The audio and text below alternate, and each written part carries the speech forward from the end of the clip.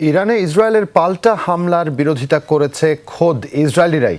এই তথ্য উঠে এসেছে হিব্রু বিশ্ববিদ্যালয়ের এক জরিপ অনুযায়ী 52% ইসরায়েলি পাল্টা হামলার পক্ষে নয়।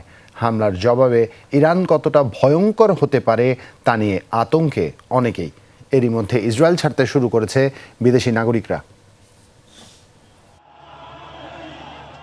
সরাসরি ইসরায়েলের ভূখণ্ডে ইরানের নজিরবিহীন হামলার পর থেকেই মধ্যপ্রাচ্য জুড়ে তুঙ্গে উত্তেজনার পারদ। সংঘাতে না জড়াতে ইসরায়েলের প্রতি যুক্তরাষ্ট্রসহ মিত্রদের অনুরোধকে বুড়ো আঙুল দেখিয়ে শেষ পর্যন্ত ইরানি ভূখণ্ডে পাল্টা হামলা চালায় তেল আবিব।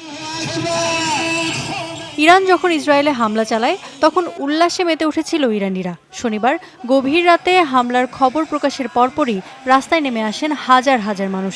নেচে গেয়ে আতশবাজি ফাটিয়ে প্রকাশ করেন উল্লাস। তবে এর একেবারে উল্টো দৃশ্য দেখা যায় ইসরায়েলে। পাল্টা হামলার বিষয়ে অখুশি খোদ ইসরায়েলিরাই। অনেকেই বলছেন এ ধরনের হামলা শুধু বিপদ বাড়াবে। হিব্রু বিশ্ববিদ্যালয়ের এক জরিপে দেখা গেছে 52% ইসরায়েলি এই পাল্টা হামলা সমর্থন করছেন না। আমি খুবই আতঙ্কিত। এটা একটা ভয়ঙ্কর পরিস্থিতি। যুদ্ধ নয়, শান্তি চাই আমরা। ইসরায়েল নিশ্চয়ই এর জবাব দেওয়ার কথা ভাবছে। তবে আমরা সাধারণ ইসরায়েলিরা চাই যে কোনোভাবেই যুদ্ধ বন্ধ হোক। একটা সাধারণ জীবন চাই আমরা। তবে সংখ্যা কম হলেও হামলার পক্ষে কেউ কেউ বলছেন আত্মরক্ষার জন্য এই হামলা জরুরি ছিল। অবশ্যই তেহরানে হামলা করা উচিত আমাদের। সেই হামলা আরও জোরালো হতে হবে।